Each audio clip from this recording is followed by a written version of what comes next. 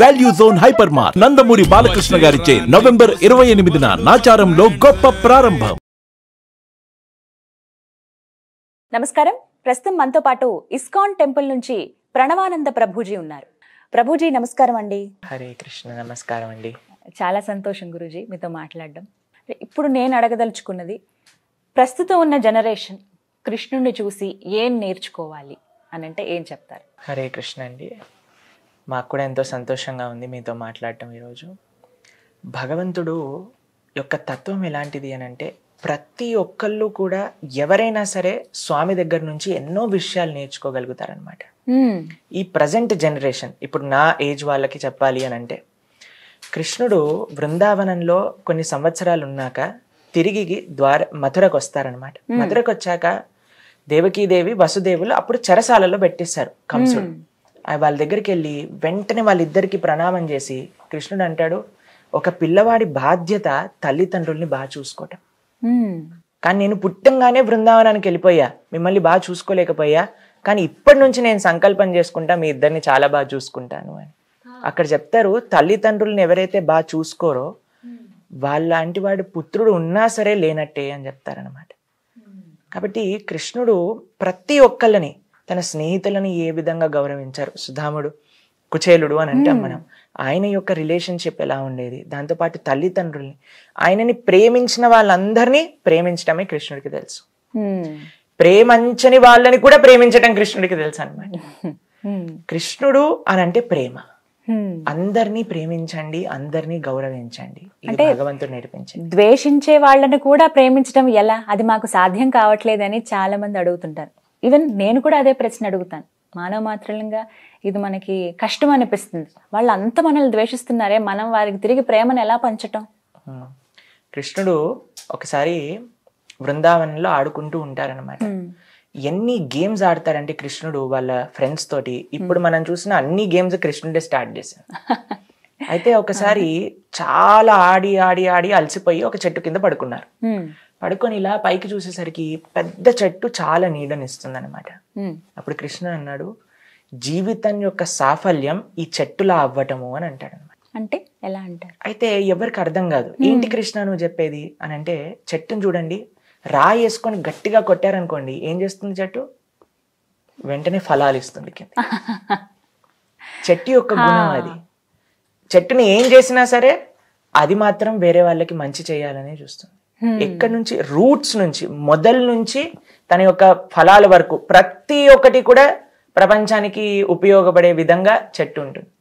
Roots ని use చేస్తాం మనం, కాండాన్ని యూజ్ చేస్తాం, ఆకులని యూజ్ చేస్తాం, ఫ్లవర్స్ ని యూజ్ చేస్తాం, కాయల్ని యూజ్ చేస్తాం, ఫ్రూట్స్ ని యూజ్ చేస్తాం. ఏదో ఒక రకంగా అన్ని అవుతుంది. అవును. భగవంతుడు అంటారు కృష్ణుడు అక్కడ, జన్మన్ యొక్క సాఫల్యం ఏంటి అని అంటే ఈ చెట్టులా పరోపకారం చేయడం. మన అని ఆలోచించదు చెట్టు. ఎవరు వచ్చి ఏం చేసినా సరే వాళ్ళకి ఏదో ఒకటి ఇచ్చిపోతుంది. ఎవరు ఏం చేయకపోయినా నీడనిస్తుంది. అది కృష్ణుడు నేర్పించేది. మన జీవితం ఈ దేశానికి, సమాజానికి, దైవానికి సేవ చేయటంలో. కానీ స్వార్థం అనేది పెరిగిపోయింది అనుకోండి, అప్పుడు then we cut off and మన కోసం నేను నాది అని ఆలోచిస్తాం. కానీ మొత్తం వసుదేవ కుటుంబకం అనే భావన వచ్చింది అనుకోండి, అందరికీ సేవ చేసే అనే భావన వస్తుంది. ఖచ్చితంగా నేర్చుకోవాలి ఇప్పుడు జనరేషన్. ఇప్పుడు అంతా కూడా ఫాస్ట్ కల్చర్ అయిపోయిందండి. ఇన్స్టెంట్గా కావాలి, దేనికి ఓపిక ఉండట్లేదు మనుషులకి. అంటే అలా ఓపికగా ఉండడము ఎలా నేర్చుకోవాలి అంటే ఏం చెప్తారు? ఏదైనా సాధించాలంటే దానికోసం పట్టుదలగా, దీక్షణగా అలా ఉండాలి.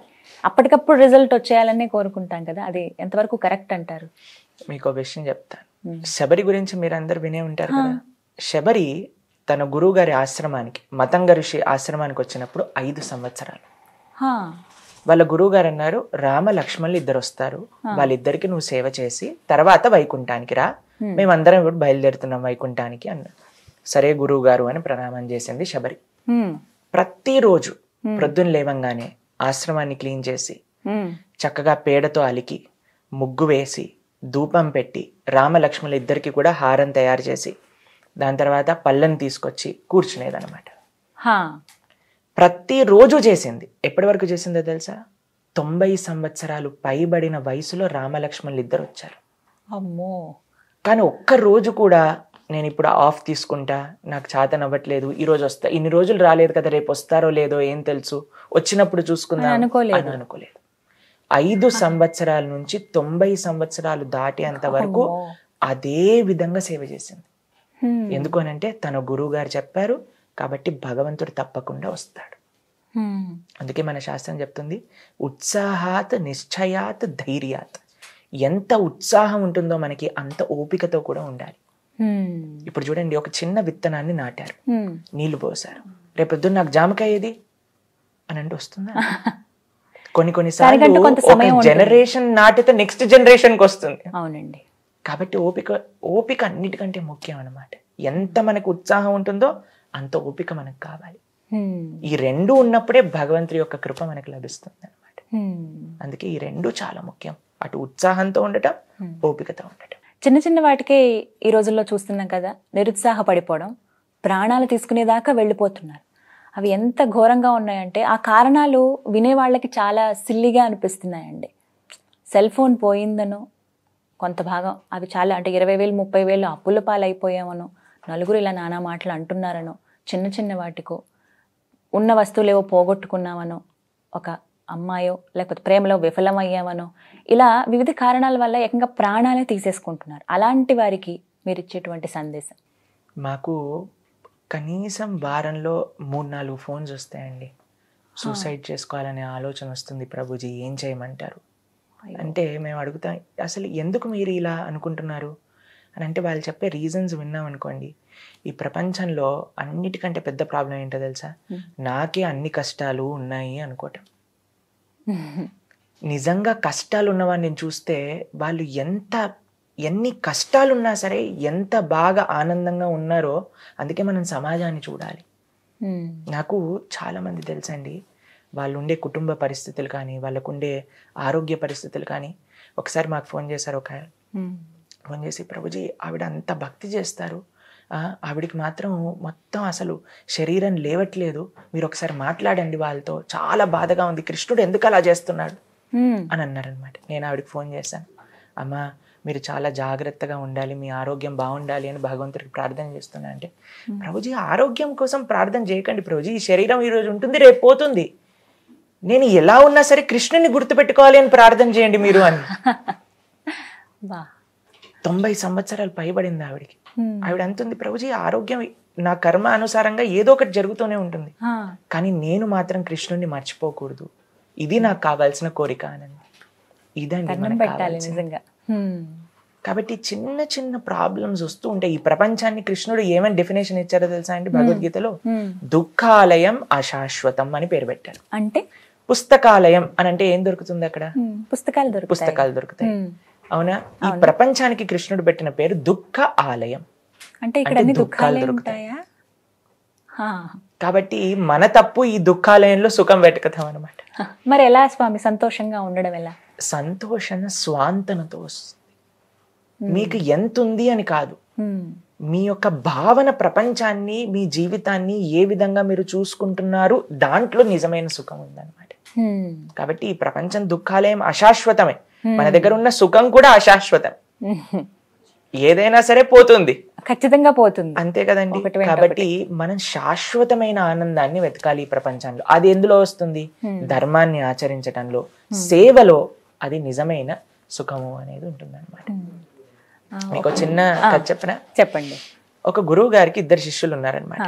ఆ 2 శిష్యుల దగ్గరికి వెళ్ళి 10,000 ఇస్తారు. ఇచ్చి 2 గదులు ఉన్నాయి, రేపు ప్రొద్దున కల్లా ఈ 2 గదుల్ని మొత్తం నింపేసేయండి అని చెప్తారనమాట. సరే అని మొదటి శిష్యుడు పరిగెత్తుకుంటూ వెళ్ళి 10,000తో ఇంత పెద్ద రూమ్ ఎలా నింపాలి అని చూశాడు. చాలా కాస్ట్లీ ఐటమ్స్ కొంటే అవ్వదు, చెత్త చెదారం ఏది దొరుకుతుంది ట్రాష్ అన్ని తెచ్చుకొచ్చి మొత్తం నింపడానికి ప్రయత్నం చేశారు. అయినా సరే సగం ఖాళీగానే ఉందన్నమాట. అయితే 2వ శిష్యుడు కేవలం 10 రూపాయలు ఖర్చు పెట్టాడండి. నెక్స్ట్ డే ప్రొద్దున ఆ గురువు గారు వచ్చారు. ఫస్ట్ శిష్యుడి యొక్క డోర్ తెలిసి చూడంగానే మొత్తం చెత్త చెదారం అన్నిటితో నింపేసి ఉంది, కానీ మొత్తం 10,000 రూపాయలు ఖర్చు పెట్టేశారు, సగం రూమ్ మాత్రమే నిండుంది. 2వ శిష్యుడి యొక్క తలుపు తీయంగానే ఆయన ఫస్టే చెప్పేశారు, అయ్యా నేను కేవలం 10 రూపాయలు ఖర్చు పెట్టాను, మిగతావి గురువు చేతిలో పెట్టి లోపల డోర్ తీసి చూడంగానే ఏముందో తెలుసా అండి, ఒక చిన్న దీపం పెట్టారు, కొద్దిగా ధూపం పెట్టారు. ఆ రూమ్ అంతా దీపపు కాంతితో నిండిపోయింది, ధూపం యొక్క సువాసనతో నిండిపోయింది. మన జీవితంలో మనం చేయాల్సింది జ్ఞానం అనే దీపం, సేవ అనే ధూపం, ఆ పరిమళంతో మనం నింపేసుకోవాలి. ఆ శిష్యుడి ఆలోచన ఎంత చక్కగా ఉందో చూడండి. ఇది కానీ మనం చేయగలిగితే జ్ఞానము, సేవ, ఎప్పుడు నేను సుఖంగా ఉండాలి, నాకు కావాలి అని కాకుండా నేను ఎంతగా ఈ ప్రపంచానికి ఇవ్వగలుగుతాను, నేను ఈ దేశానికి ఎంత ఇవ్వగలుగుతాను, ఈ సమాజానికి నేనేమో చేయగలుగుతాను అని ఆలోచించిన వాడు ఎప్పటికీ కూడా దుఃఖపడడు. చాలా చక్కగా వివరించారు ప్రభుజీ. నమస్తే. హరే కృష్ణ అండి, చాలా ధన్యవాదాలు.